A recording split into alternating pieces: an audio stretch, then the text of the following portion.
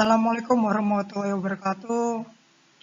Ketemu lagi dengan saya, Muhammad Wida Permana Putra. Kali ini kita akan membahas materi mengenai mikrotik. Nah, mikrotik itu apa? Bagaimana bentuknya? Bagaimana fungsinya? Oke, langsung kita ke materi.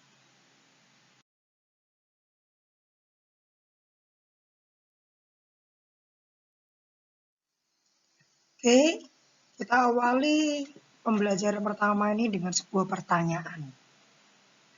Pertanyaannya adalah, apa itu mikrotik? Nah, mikrotik adalah sebuah perusahaan asal Latvia atau di Eropa Timur sana yang bergerak di bidang pembuatan hardware dan software networking. Nah, mikrotik sendiri awalnya adalah untuk perusahaan jasa layanan internet atau ISP. Nah, pasti kalian sudah kenal ya namanya ISP ya. Nah, yang melayani pelanggannya menggunakan teknologi nirkabel atau wireless. Nah, saat ini mikrotik pun sudah banyak digunakan di negara-negara, terutama di Indonesia juga sangat populer mengenai mikrotik ini. Nah, di mikrotik ini memang untuk digunakan membantu kita di dalam jaringan. Ya, mikrotik ada dua jenis ya. Yang pertama adalah mikrotik router OS. Yang kedua ada mikrotik router board. Mikrotik router OS sendiri dia berbentuk software. Nah, karena dia berbentuk dari software, nah biasanya dia diinstal ke dalam PC atau ke dalam komputer kita. Sedangkan mikrotik router board dia berbentuk hardware atau berbentuk perangkat keras yang di dalamnya sudah terinstal namanya mikrotik router OS. Nah, ini mikrotik menyediakan dua jenis untuk mikrotik. Nah, untuk yang kedua jenis ini pun punya versinya masing-masing. Contoh di mikrotik router OS di sini saya pakai contohnya versi 5.10. Nah, kalau di router boardnya di sini contohnya adalah RB750R2. Selanjutnya kita mengenal namanya interface mikrotik. Oke, di sini saya kasih contoh mikrotiknya tipe RB750. Nah, yang pertama di situ ada namanya power DC. Di mana power DC itu digunakan untuk menghubungkan dari adaptor mikrotik ke mikrotiknya. Jadi untuk menghidupkan untuk mikrotik dapat arus listrik supaya hidup. Nah, yang kedua di situ ada tombol reset. Nah, tombol reset itu fungsinya untuk mengkonfigurasi ulang router mikrotik ini ke awal. Atau ya kita biasanya kalau reset kan ya untuk meribut ulang gitu ya. Nah, yang berikutnya di situ ada indikator power LED. Jadi indikator power LED itu apabila power DC-nya tadi dihubungkan, nah harusnya indikator dari power LED-nya menyala. Berarti itu menandakan mikrotik kita yang normal. Nah, selanjutnya di situ ada LED ACT. LED ACT juga sama, di situ adalah indikator untuk ACT-nya. Nah, yang berikutnya di situ ada 5 port yang disebut adalah port LAN. Nah, di situ untuk kita nanti menghubungkan dari mikrotik ini ke jaringan yang lain, tapi menggunakan jaringan kabel. Nah, terakhir di situ ada interface namanya LED dari port LAN-nya. Jadi kalau port LAN-nya tadi kita hidupkan, bukan kita hidupkan, kita hubungkan. Nah, nanti untuk indikator lampunya itu akan menyala sesuai dengan portnya masing-masing. Jadi misalnya kita hubungkan di port 1, ya nanti LED-nya untuk port LAN-nya menyala di lampu 1. Dan seterusnya sampai 5. Karena di sini yang RP750 adalah jumlah portnya adalah 5. Nah, untuk yang seri ini pun spesifikasinya tidak ada untuk wireless-nya ya, atau Wi-Fi-nya. Kalau seri yang lain itu ada. Nah, cuman harganya ya berbeda dengan yang tidak ada Wi-Fi-nya. Kemudian bagaimana cara kita mengakses mikrotik? Jadi ada 4 langkah atau 4 cara kita dapat mengakses mikrotik. Yang pertama adalah menggunakan via konsol atau komen mikrotik. Jadi mikrotik bisa kita akses menggunakan konsol atau remote access menggunakan PuTTY. Jadi kalian tinggal masuk ke alamat mikrotik, di situ ada kolom hostname untuk PuTTY-nya. Jadi tinggal masukkan IP-nya, langsung open. Nanti dia akan muncul comment prompt dari mikrotiknya. Jadi tinggal kita akses di situ, kita maunya konfigurasi apa atau perintah apa. Ya. Terus langkah kedua, kita bisa menggunakan via web browser.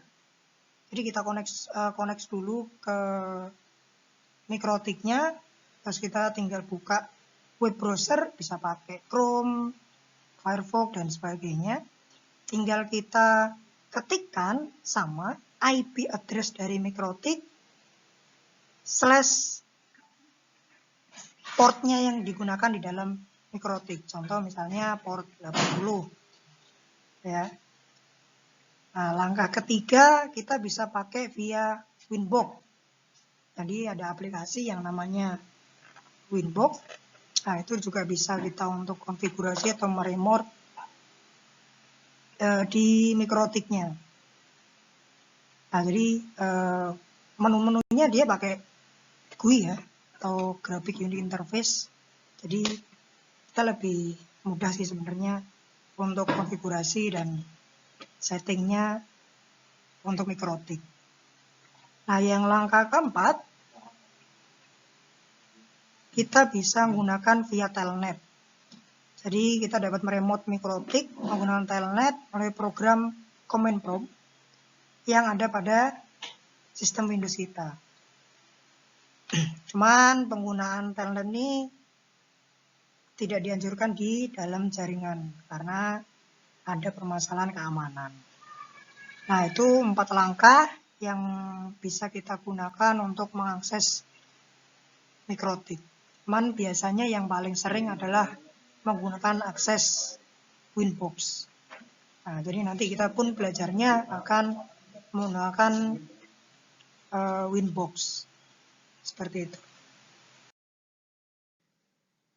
Selanjutnya kita mengenai fitur-fitur di dalam mikrotik. Jadi di dalam mikrotik ada beberapa fitur yang bisa kita gunakan untuk konfigurasi mikrotik. Jadi mulai dari ada address list, ada synchronous, ada bonding, ada bridge, ada data rate management, ada DHCP, ada firewall dan NAT, ada hotspot. Nah, hotspot ini biasanya yang sering digunakan untuk user login gitu ya. Ada IPsec,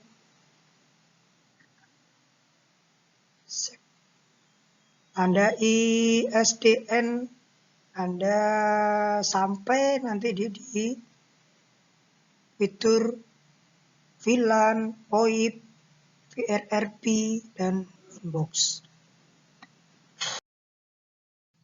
Oke, selanjutnya kita mencoba meremote MikroTik melalui atau via Winbox. Nah, tadi kita coba hubungkan dulu. Di sini ada MikroTik dan ada sebuah modem. Ya, bisa aja modemnya dari Indigo. Nah, kita hubungkan dulu. Karena tadi di MikroTik ada 5 port. Kalau ini kita pakai MikroTiknya RP750 ya. Jadi kita hubungkan dulu dari modem. Kita hubungkan pakai kabel UTP. Kita masukkan di port 1. Selanjutnya kita konfigurasinya atau meremote MikroTik. Kita bisa melalui di port selain 1. Bisa pakai port 2 atau port 3. Nah, kalau di sini saya contohkan pakai port 2. Nah, kita hubungkan ke laptop kita menggunakan kabel UTP. Nah, selanjutnya tinggal kita buka Winbox-nya saja. Ya, selanjutnya bagaimana kita cara masuk ke dalam Winbox. Yang tadi sudah kita hubungkan antara MikroTik dan laptop atau komputer kita. Selanjutnya langkahnya adalah tinggal kita buka Winbox-nya. Di sini saya pakai versi yang 3.18. Nah, tampilan awal di Winbox dia seperti ini. Jadi di kolom atas ini ada connect, ada login, ada password. Nah, di sini ada tombol connect-nya. Di sini ada 2 connect ya. Nah, langkah pertama yang harus kita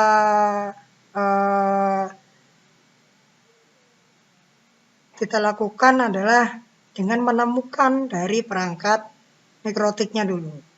Bagaimana cara menemukannya? Menemukannya tinggal kita masuk ke dalam menu Neighbors, kita refresh. Nah, kalau misalnya dia belum muncul ya, nah, tapi kalau dia sudah muncul akan tampilannya seperti ini. Ada MAC address, ada IP address, ada identity, ada version, ada port, dan uptime. Nah, untuk login, untuk kita masuk ke dalam OS MikroTiknya tinggal kita pilih MAC address-nya dari MikroTik itu. Nanti dia akan muncul connect to MAC address-nya di menu connect to. Terus loginnya admin, karena ini MikroTiknya baru, jadi belum ada settingan apapun. Tinggal kita tidak perlu kita masukkan password karena memang belum ada passwordnya. Jadi cuma ada loginnya aja, login admin, passwordnya kita kosongin, lalu kita connected. Atau connect. Nah, inilah tampilan awal dari Winbox-nya. Nah, tinggal kita remove configuration. Nah, tampilannya seperti ini awal. Nah, connect lagi. Nah, ini adalah tampilan di dalam Winbox untuk OS MikroTiknya. Jadi nanti kita bisa banyak bisa konfigurasi di sini sangat banyak sekali ya menu-menu yang bisa kita gunakan. Nah, mungkin itu cara awal untuk kita menggunakan dari Winbox agar kita bisa melakukan konfigurasi di dalam MikroTik router boot kita. Oke, mungkin itu saja.